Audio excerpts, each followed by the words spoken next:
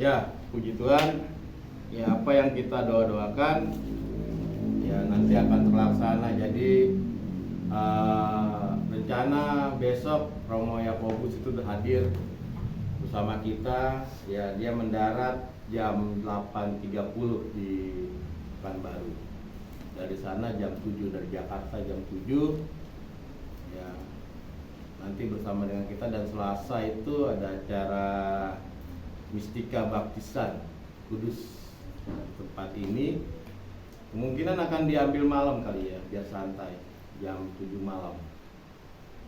Ya, jam hari Selasa jam 7 malam di tempat ini untuk baptisan. Dan Rabunya juga ada pemberkatan pernikahan. Ya, jadi kalau yang memang mau ikut ya silakan. Pak Sabto sudah siap? Lagi ada. Oh, lagi doakan ya. Oke. Ada sumbatan jalan. Beras tadi kan. Kita menunggu Pak Sabto sama Mas Muhammad ini.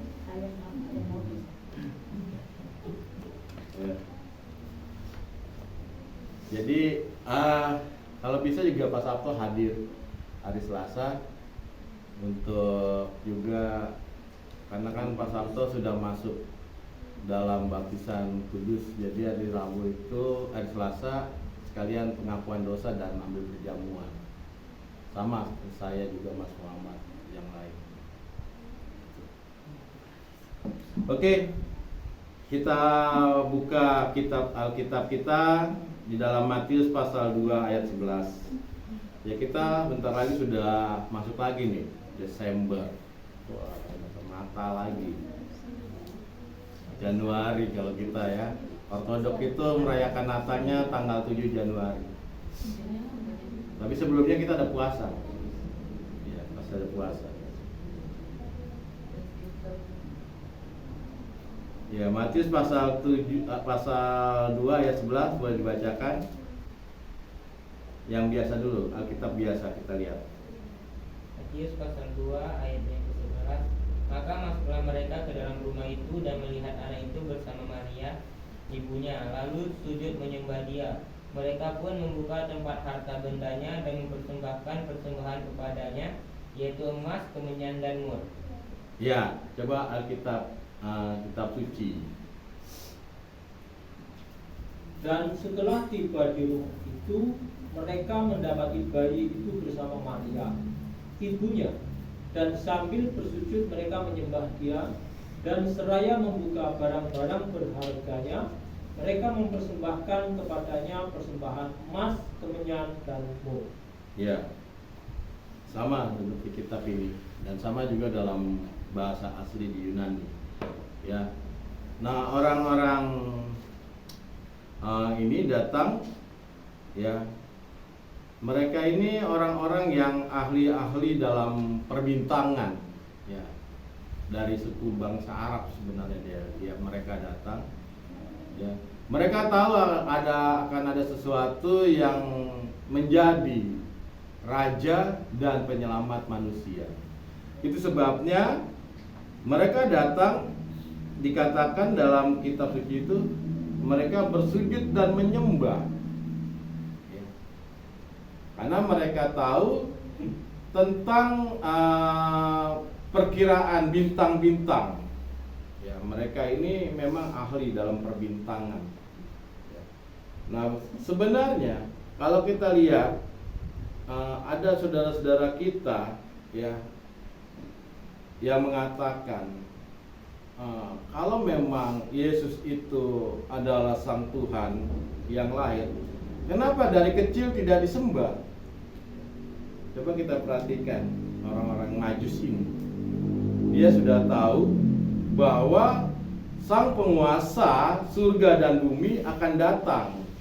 Itu sebabnya orang-orang Majus ini pada saat melihat bayi Yesus, dia apa yang dilakukan? Bersujud dan menyembah. Berarti sudah tahu. Dari suku-suku Majus ini sudah tahu tentang hal itu, ya. Jadi jangan dikira orang-orang catatan para nabi terdahulu, bahkan ahli-ahli bintang-bintang tidak memahami tentang kedatangan para raja di atas segala raja dan juga yang akan menjadi kuasa di surga dan di bumi. Dia sudah tahu itu, sebabnya orang-orang Majus begitu melihat bayi tersebut, dia bersujud dan menyembah.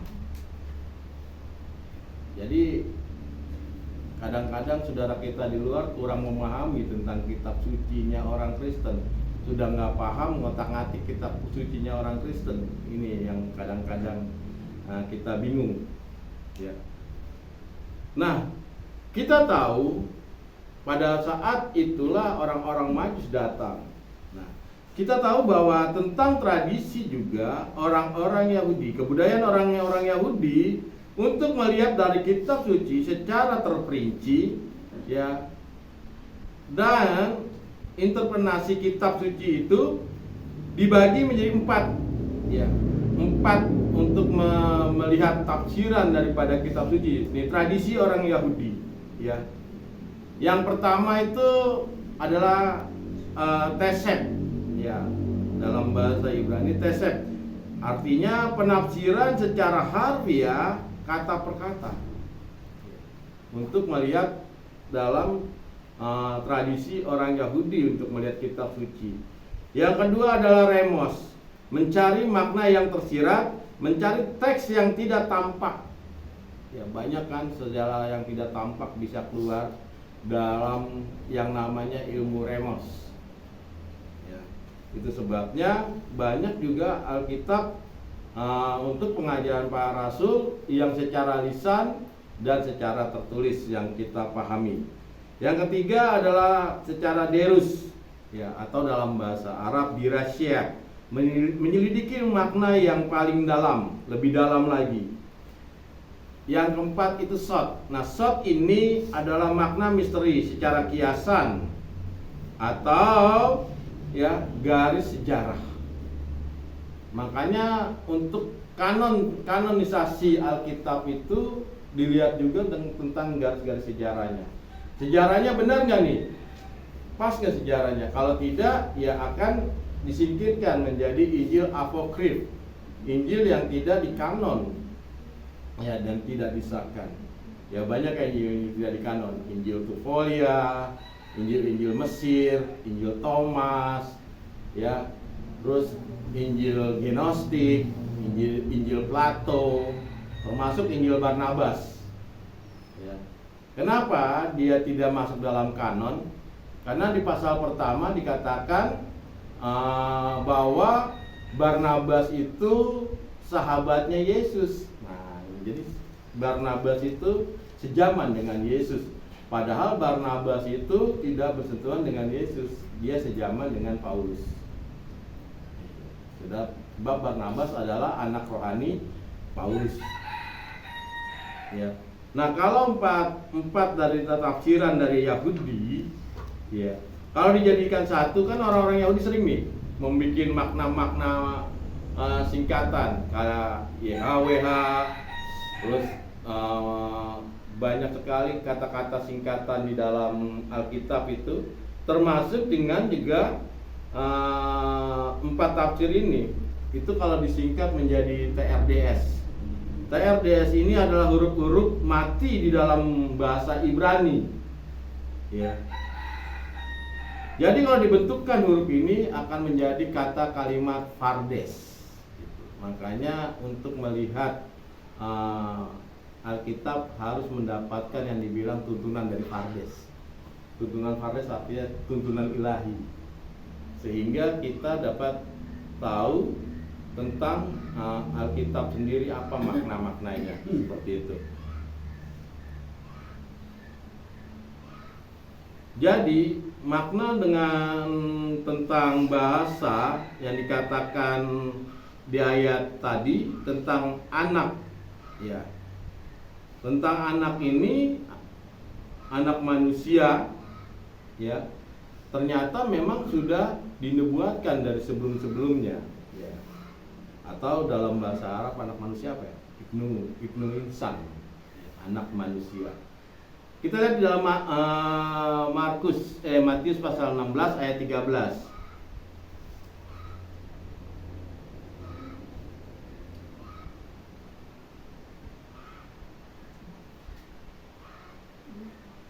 Matius pasal 16 ayat 13. Bisa tolong bacakan? Setelah Yesus tiba di daerah Kaisarea Filipi, ia bertanya kepada murid-muridnya, kata orang, siapakah anak manusia itu? Ya, kata orang, siapakah anak manusia itu? Ya. Macam-macam tuh jawabannya tuh. Ayat 14-nya. Jawab mereka, ada yang mengatakan Yohanes Pembaptis, ada juga yang mengatakan Elia, dan ada pula yang mengatakan Yeremia atau salah seorang dari para nabi. Ya, itu. Siapakah anak manusia itu? Ya. Pada saat Firman itu menjadi daging atau mengambil daging dan lahir dari rahim Maria, disitulah disebut dengan anak manusia. Tapi sebelumnya disebut dengan anak tunggal. Sebelum Firman itu masuk ke rahim Maria disebut anak tunggal. Dikatakan, kata orang, siapakah anak manusia itu? Ya, ada yang jawab Yohanes Pembaptis, ada Elia, ada Yeremia. Ini dulu aja semasa Yesus hidup. Ya, sudah banyak orang tidak memahami. Jadi maklum kalau sekarang juga sama. Ada yang mengatakan Yesus itu adalah jelmaan daripada malaikat Mikael. Ajaran siapa itu? Yesus itu dibilang jelmaan dari Mikael. Ajaran siapa? Kasyoba. Ya. Ada yang bilang Yesus itu setara dengan malaikat. Ajaran siapa? Mormon. Dia bilang hanya setara. Ada yang bilang hanya sebatas nabi tok. Itu saudara kita. Jadi nggak usah aneh. Di masa Yesus masih ada aja, orang sudah meragukan. Ada yang bilang dia Elia, ada yang bilang dia Yeremia, dan para nabi Eli dan Yohanes Pembaptis. Ya, sudah. Yesus masih ada loh, apalagi sekarang. Itu sebabnya ya kita harus tahu dan kita harus belajar tentang yang namanya pengajaran yang benar. Nggak bisa sebatas hanya Yesus tetap Yesus. Yesus yang mana dulu nih? Ajarannya bagaimana? Jadi nggak bisa sekali Yesus tetap Yesus, hilang itu, patah. Apalagi dengan mengatakan kita pandang dari gereja mana. Kalau nggak pandang dari gereja mana, kita mau nggak masuk gereja Saksi Yehova. Kan nggak pandang dari gereja manapun. Ya, mau nggak masuk ke gereja Mormon? Mau nggak masuk ke gereja Children of God? Banyak sekali ajaran-ajaran yang memakai nama gereja setan. Ya, saya dulu pernah tuh masuk di Depok. Itu pujiannya sama tuh, kayak karismatik, tepuk tangan. Ya, sama, mirip. Nggak jauh beda dengan karismatik. Tapi begitu memuliakan, dia memuliakan Lucifer. Gitu, nggak ke Yesus. Tapi pujiannya ngambil dari pujian-pujian karismatik. Tepuk tangan, loncat-loncat ke dulu setan. Itu darahnya itu perjamuan pakai darah bayi. Karena di situ ada yang namanya pesta seks. Ya, pesta seks di gereja setan itu. Perjamuan seks namanya dipanggil. Jadi kita nggak bisa seperti itu ya. Kita harus tahu Yesus yang mana dulu nih, ajarannya bagaimana. Apakah ajaran yang diajarkan para rasul atau yang bukan di luar para rasul. Ya. Jadi dikatakan, kata orang, siapakah anak manusia itu? Ya. Coba kita lihat di dalam Lukas pasal 21 ayat 27. Lukas pasal 21 ayat 27.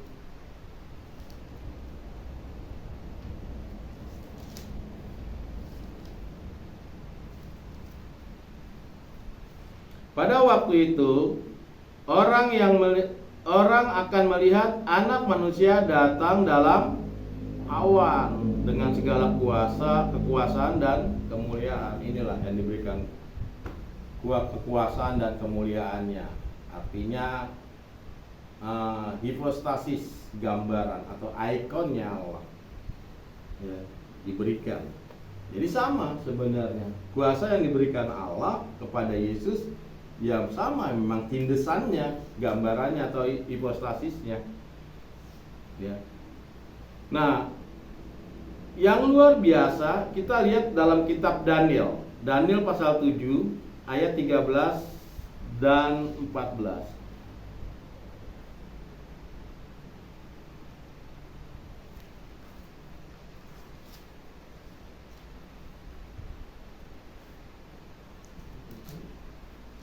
Daniel pasal 7 ayat 13 dan 14, tolong bacakan. Demikian firman Tuhan. Aku terus melihat dalam penglihatan malam itu, tampak datang dengan awan-awan dari langit seorang seperti Anak Manusia. Datanglah ia kepada yang lanjut usianya itu, dan ia dibawa ke hadapannya. Lalu diberikan kepadanya kekuasaan dan kemuliaan dan kekuasaan sebagai raja. Maka orang-orang dari segala bangsa, suku bangsa dan bahasa mengabdi kepadanya. Kekuasaannya ialah kekuasaan yang kekal, yang tidak akan lenyap, dan kerajaannya ialah kerajaan yang tidak akan musnah. Iya. Antara Daniel dengan penulis Lukas kan tuh ribuan tahun itu jaraknya. Nggak ada janji itu. Tapi apa yang dilihat Daniel dicatat oleh Lukas. Itu luar biasa. Itulah yang disebut dengan pewahyuan. Dikatakan Alkitab itu iya dan amin, ya seperti itu. Dari Kejadian sampai Wahyu itu ada rantainya. Ya, nggak bakal lepas gitu. Apa yang dilihat Daniel ya, dan juga dicatat pada Lukas, dan Lukas pun melihat seperti itu. Itu luar biasa kita. Ya. Makanya kitabnya orang Kristen itu kitab yang memang tentang mempelajari sejarah kealahan daripada orang-orang Yahudi. Ya, Allah kita tuh Allah yang punya sejarah, maka ada sejarahnya. Makanya kalau dibilang, ada yang bilang Injil itu mana Injilnya Yesus, ya bingung. Karena Injil tersebut adalah Yesus sendiri. Ya, yang dicatat dilihat oleh para rasul dan bapak-bapak gereja, dan sampai saat ini. Makanya teologi ortodok itu teologi yang memang saksi hidup ya, membuktikan pada saat itu masanya dia bersama dengan Yesus sampai sekarang. Teologi itu terjadi. Ya. Lukas katakan, aku melihat Anak Manusia datang dengan awan. Begitu juga Daniel dengan penglihatannya. Ya, pada saat kedatangannya, ya, dia melihat kita ya datang. Tapi yang luar biasa, pada saat dia dalam kenaikan, ya. Coba kita lihat dalam Markus 16 ayat 19, kenaikannya. Markus 16 ayat 19.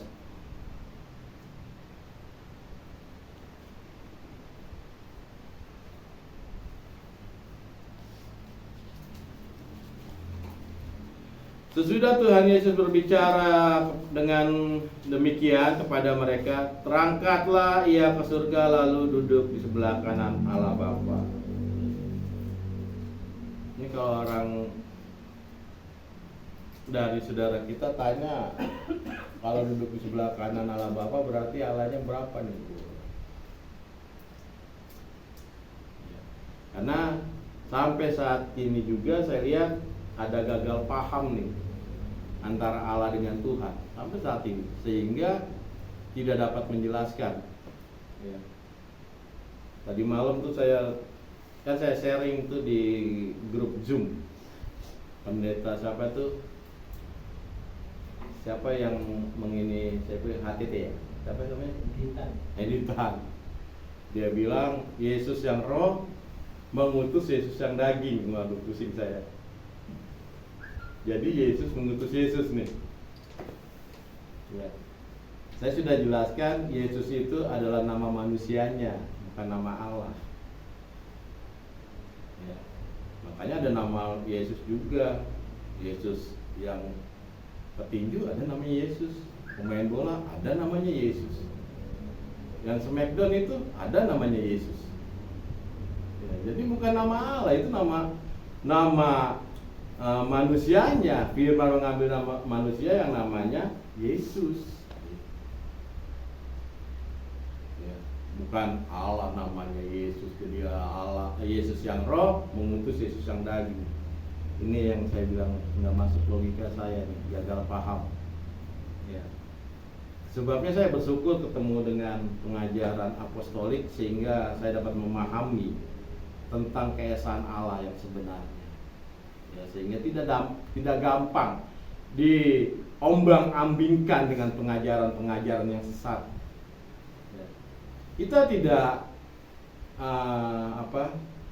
kita tidak benci orangnya tetap kita kasihilah sesama kita. Tetapi yang kita benci ajarannya,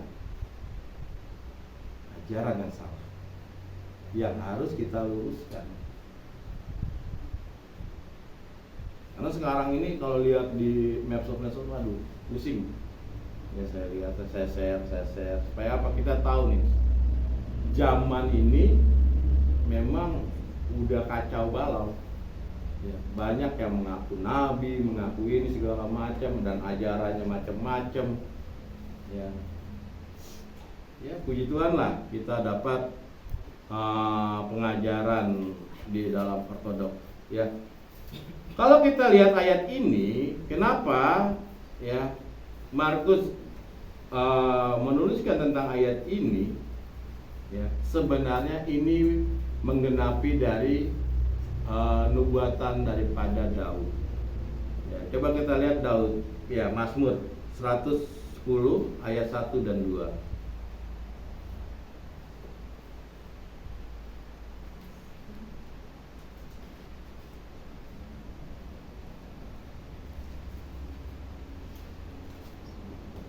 Mazmur 110 ayat yang pertama dan kedua.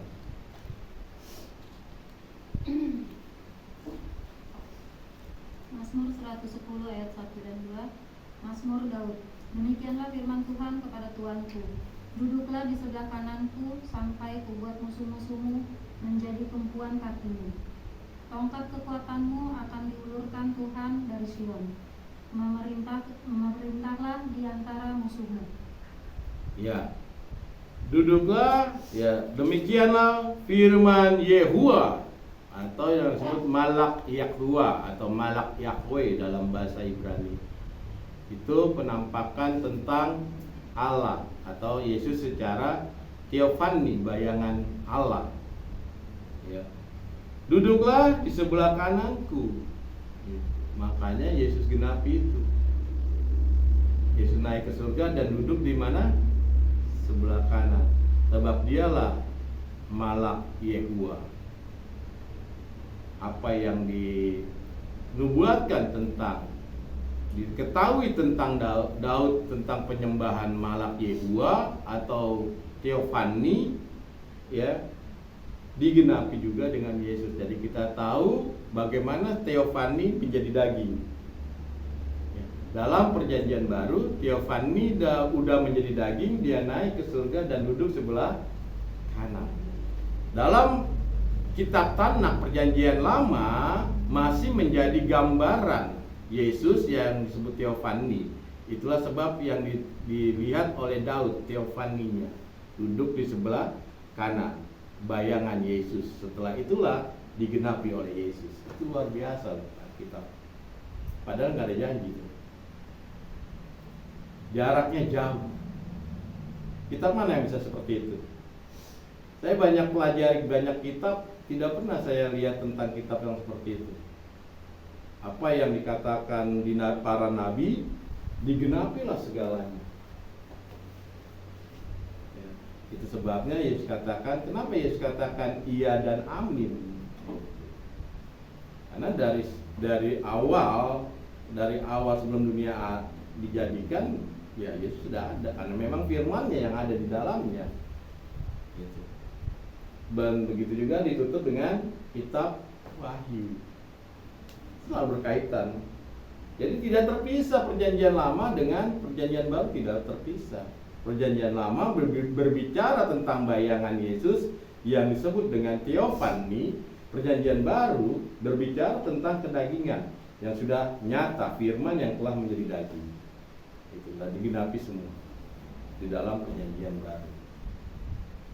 Sama juga dengan Paskah, perjamuan. Musa juga menjalankan Paskah, ya, menjalani dengan hari Pentakosta juga, ya. Tapi di dalam perjanjian baru digenapi semuanya dengan nyata Pentakosta. Itu sebabnya pada masa Yahudi, ya, adat istiadat Yahudi, perjamuan kudus memakai roti tak beragi. Kenapa?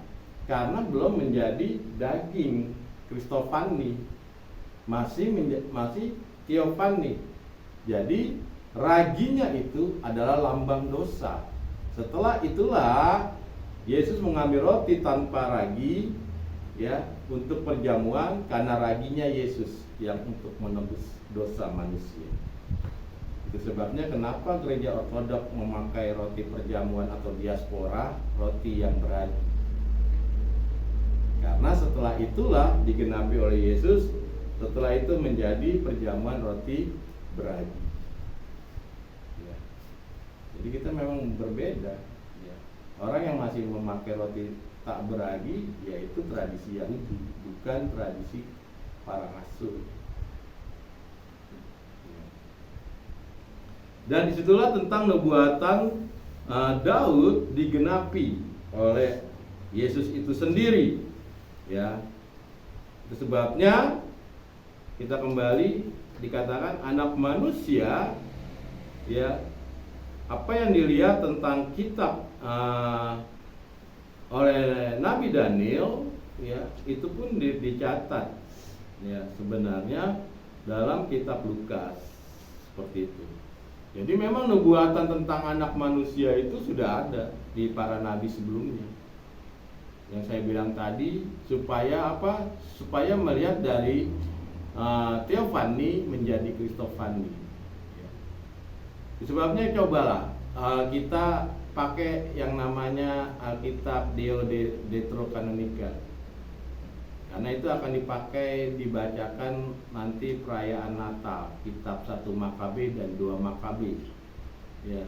Karena di situ nanti kita akan lihat perjalanan sejarahnya dari teofani menjadi kristofani. Ya. Lalu kita lihat simbolik-simbolik yang dibawa oleh orang-orang Majus. Yang pertama apa? Emas. Emas adalah lambang daripada kesucian, kekudusan kita. Ya, simboliknya itu. Ayo kita lihat dalam kitab Ayub pasal 23 ayat 10. Ayub pasal 23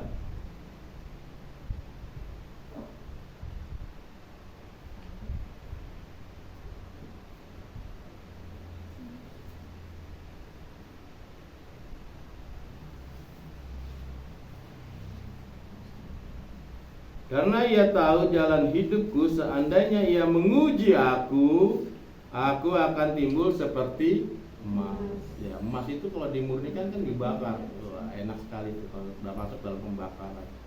Tapi itu pemurnian kita di dalam kesetiaan. Ya. Makanya Alkitab sering katakan, ya, mengucap syukur dalam segala hal. Karena kita tahu pada saat itu hadir, ya, berarti kita akan dimurnikan, dibersihkan. Emas. Ya. Dan juga kemenyan. Kemenyan adalah lambang korban yang baik. Ya, kita lihat dalam Imamat. Imamat pasal 2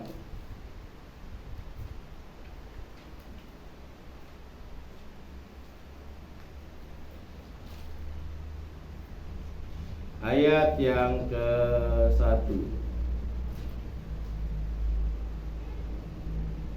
Boleh bacakan?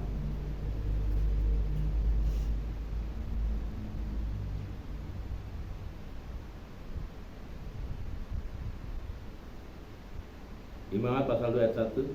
Imamat pasal 2 ayat 1. Apabila seseorang hendak mempersembahkan persembahan berupa korban sajian kepada Tuhan, hendaklah persembahannya itu tepung yang terbaik, dan ia harus menuangkan minyak serta membubuhkan kemenyan di ke atasnya. Ya, ayat 5. Ayat 5. Jikalau persembahanmu merupakan korban sajian dari yang dipanggang di atas panggangan, haruslah itu dari tepung yang terbaik, diolah dengan minyak, berupa roti yang tidak beragi. Jadi pengolahan itu harus yang terbaik, tepung yang terbaik, diaspora. Ya. Nanti Romo Yakobus juga datang ingin mengajarkan kita bagaimana bikin diaspora. Ya, kalau bisa tuh ibu udah hadir tuh, cara ibadahnya bikin adonan tok. Ya, diaspora yang terbaik. Ya, diberikan minyak, ya, minyak yang terbaik. Ya. Jadi korban ini adalah lambang daripada, simbolik daripada yang terbaik kita berikan kepada Allah. Ya, kemarin kita belajar tentang korban yang baik, ya. Penebusan dosa semua intinya harus ada korban. Ya. Sampai ibadah kita juga harus ada kurban. Makanya kita bisa tahu kenapa ibadah kita tidak pakai musik, ya seperti itu. Karena kita menginginkan daripada ibadahnya Ezra yang berkembang di Yerusalem, yaitu apa? Sinagog. Ya, maka sinagoga itu atau sinagog, dia itu ada kolam yang mengalir. Ya. Kalau lihat masjid di Banten tuh, saya kan pernah di sana. Lihat itu masjidnya itu ada kolam kuala, besar kayak kolam renang. Jadi ada tangganya. Itu dalam. Ya, antara dalam saya juga bisa segini. Kalau saya berdiri ini kelelep. Jadi di Banten itu kalau mau sholat dia nyebur ke kolam itu. Nyebur, mandi, terus naik, udah sholat. Jadi jarang mengambil wudhu, kecuali mungkin tamu-tamu ya yang nggak paham, paling ada wudhunya. Tapi kalau orang sananya seperti itu. Ya, itu sebenarnya mencontoh dari sinagoga gitu. Ada kolam yang mengalir untuk apa? Untuk mikwe baptisan kenajisan yang dilakukan oleh Yohanes Pembaptis. Itu mikwe di kolam yang mengalir. Itu sebabnya Yohanes Pembaptis melakukan mikwe di sungai yang mengalir. Ya, untuk pembersihan kenajisan. Gitu. Lalu yang selanjutnya dikatakan mur. Ya, mur adalah simbolik daripada kesukaan pengantin. Ya, kita lihat dalam Kidung pasal 5 ayat 5. Kidung Agung.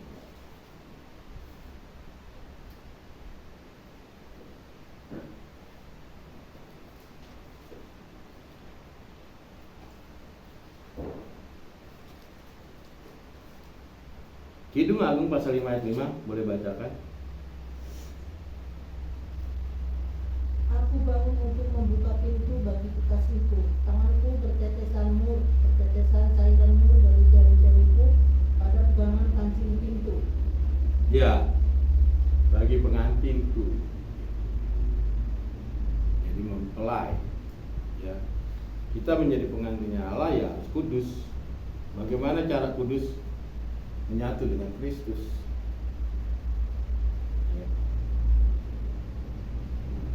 Itu sebabnya penekanan daripada gereja Ortodok penyatuan dengan Kristus supaya kita hidup kudus. Sebab dikatakan Allah itu kudus. Orang yang tidak kudus tidak bisa melihat Allah. Melihat aja nggak bisa, bagaimana dia datang hampir. Ya. Jadi kekudusan itu penting. Ya. Yang pertama ya nanti kita lakukan hari Selasa untuk penyatuan kita kepada Kristus. Coba kita lihat Galatia pasal 3 ayat 27.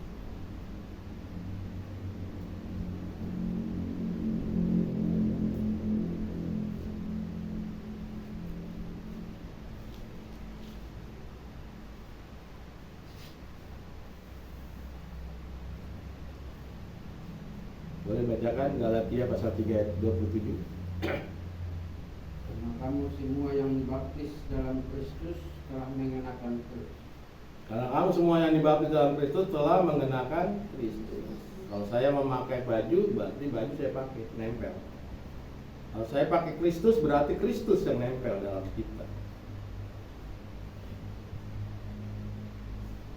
Siapa yang berhak membaptis? Matius pasal 28 ayat 19. Katakan apa?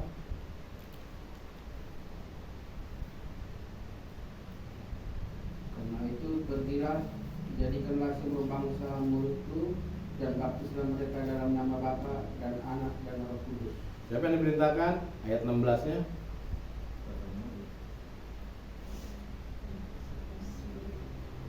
Sebelas murid. Dan kesebelasan murid itu berangkat ke Galilea, ke bukit yang telah ditunjukkan Yesus kepada mereka. Itu dia. 11 murid, 11 rasul itulah yang bisa membaptis. Makanya rasul-rasul itu mengurapi kepada 70 rasul, terus kepada bapak-bapak gereja. Kenapa kita bisa tahu? Karena dia memang mengajarkan. Guru dunia itu adalah para rasul. Coba lihat ayat 20-nya.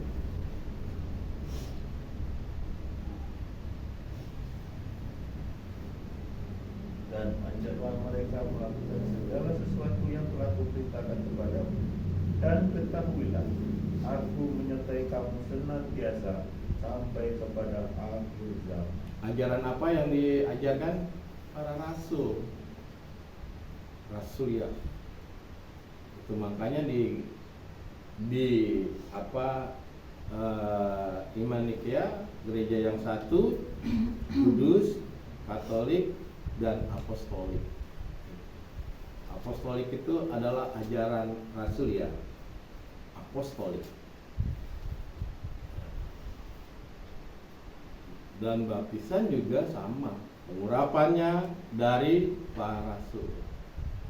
Nah itulah yang nanti kita akan lakukan juga di hari Selasa ya. Dan ingat juga Seninnya puasa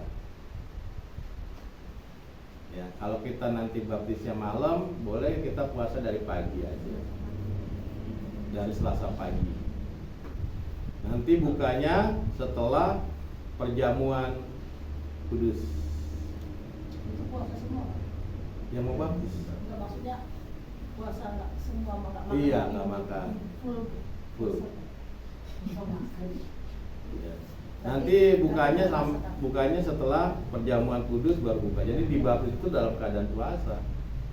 Jadi kalau baptisnya jam 7, jadi Selasa pagi jam berapa kita? Paling jam 7 udah 9 jam. Mau hitung aja 9 jam udah pas. Puasa 9 jam doang. Tapi enggak boleh ya Pak? Hah? Boleh dong. Kalau 4 jam juga boleh. Ngopi. Oh iya. Lebih. Ya, puji Tuhan. Bagus ya Pak ya. Iya. Berarti kalau puasanya jam 7 jam 6 makan jam 8. Sahurnya jam Berarti kalau acara jam 7 paling jam 8 lah perjamuan bukanya. Berarti hitung aja 9 jam.